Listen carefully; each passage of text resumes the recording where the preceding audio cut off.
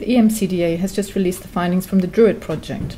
DRUID stands for Driving Under the Influence of Drugs, Alcohol and Medicine.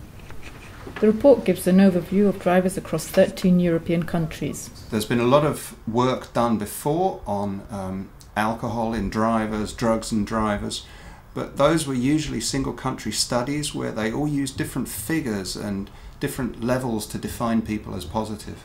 This is the first one ever released that shows the status of drivers on European roads today, where they've all agreed on exactly the same levels, they've all agreed on the days and times to be tested, they've all agreed on the drugs to be tested. Drug tests are commonly done at the roadside by testing saliva, but a positive test alone cannot prove an increased risk while driving. Another part of the DRUID project was to survey drivers who were seriously injured or killed in hospitals that were near the same areas where they did the roadside surveys.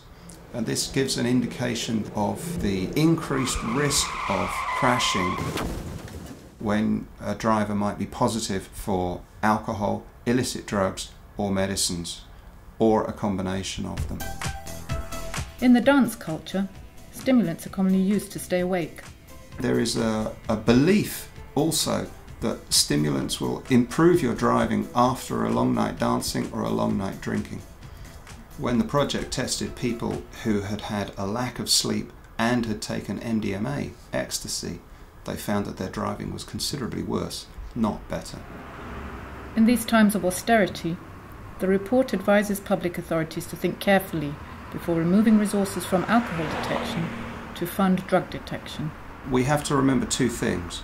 Firstly, the technology to detect drug driving is still not good enough to be used easily, commonly all over Europe with high levels of accurate detection.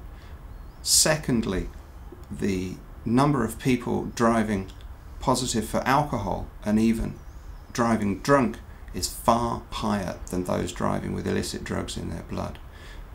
Law enforcement budgets these days are very, very stretched.